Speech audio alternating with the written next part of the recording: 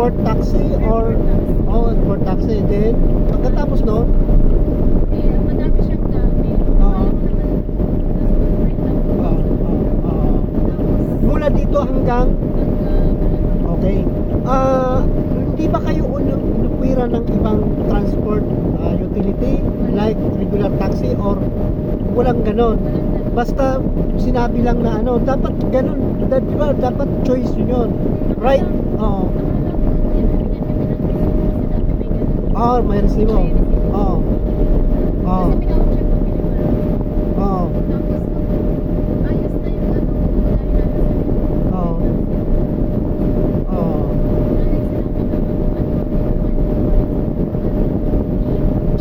Perdon kung alam mo kung sa taxi grab or taxi grab siguro mga 700 lang yun o kulang-kulang 700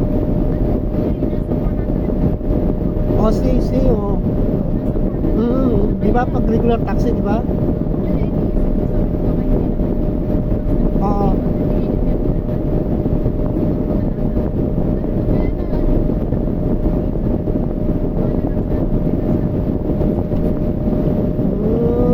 talagang kumbaga na budol kayo. Dapat ano yung recommendation nyo para di ba maiwasan ng ganon? Ano ang pwede nyo request sa bagong management na namumuno sa airport? Ano yung sentiment nyo? Ano yung pwede natin gawin para maiwasan na yung sa mga ibang pasahero?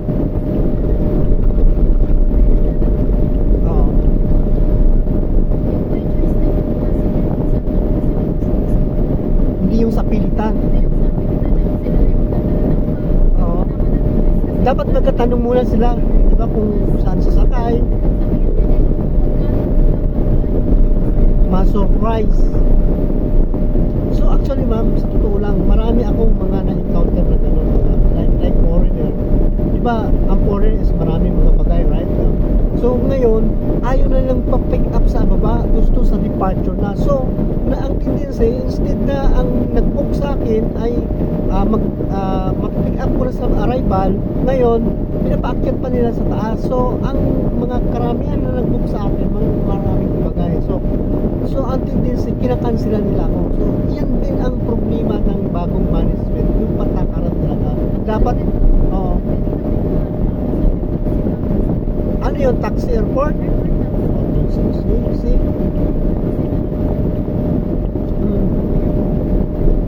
Tapos anong sabi? Yun ang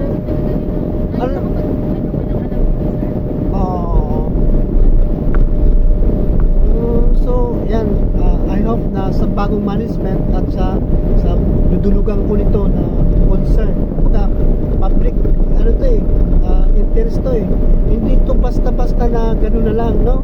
Pinaghihirapan ng ating kapwa ang kinikita nila, hindi yung talagang dapat convenience dapat ang binibigay sa mga pasahero, di ba? Di ba ma'am?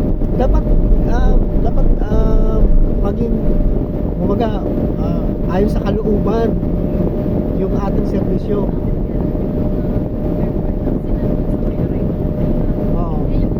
Public like dapat yun nga ang nireklamo. Actually ano na ako kay Senator Rapitor, kaso lang wala pang reply ngayon sa aking mag-isang buwan na. So I hope na ngayon talagang mayroon akong evidence. May mga evidence na rin sa akong forward kaso lang ito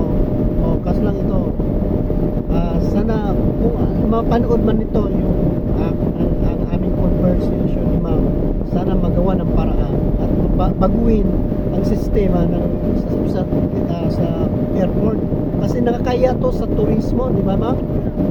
Di ba? Nakakaya talaga at sa actually naawa nga ako doon sa naging pasahero ko na galing pang Davao pumunta dito para magpa-chemotherapy sa kidney, sa NKTI. So habang na-pick up ko siya sa NKTI na kumbaga galing na sila dito sa airport tapos papunta doon, then pabalik na sila sa Davao na ako ang nasakyan nila. So nagkwento sila, nag-share sila sa naging kumbaga na-experience sila sa public transport dito sa Manila, sa airport. So ang ginawa ng airport, pinasakay lang sila, tapos yan, hiningian din sila ng 2,000. Actually, nung nalaman na mayroon din palang public transport na kumbaga wala na kumbaga nabudol din sila hindi sila kasi nagtanong na kung magkano, nasusurprise na ng pagdating nila 2,000 ang kanang pila. So yun nga, di ba, nag-import na punta sa Manila, magpagamot, magpapimo, instead makatipid. Ngayon, di ba, nakakawa naman, di ba, yung status ng buhay, di ba, instead na makatulong tayo sa kapwa, kailangan ayusin natin yung servisyo natin, di ba ma'am? Na-abuse talaga. So sana sa bagong management at mapakinggan to at marinig, magawa ng paraan. Kailangan bigyan din ng karapatan na pumili kung saan sasakay, either public utility or airport taxi. Dapat mayroon choice ang mga mananakay, para siyempre hindi naman lahat tayo na sa may kanya-kanya tayong sa buhay. Mayroon nakaangat, mayroon na tamang-tama lang. Yung sa mga mayayaman, wala nang problema yan kahit anong gawin nila sa perte. Yung taong nagpursige lang na mabuhay sa patas na pamaraan, talagang doon nasasagasaan yung ating mga mamayan. So I hope na ito masolusyonan kaagad para wala nang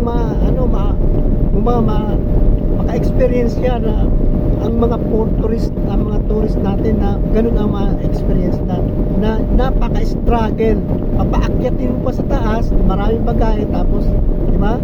So kumbaga nabubudol na talaga ang karamihan dito sa Terminal 2 and Terminal 3. I hope sa bagong management ng airport kay Ramon Ang, I hope na magawan to ng solusyon. Thank you very much ma'am, thank you I hope na thank you talaga kasi kumbaga talagang ito nagpatotoo ng video nito, talagang legit. Okay, thank you ma'am. Shout out na naman sa mga kaibigan nyo. Thank you, salamat.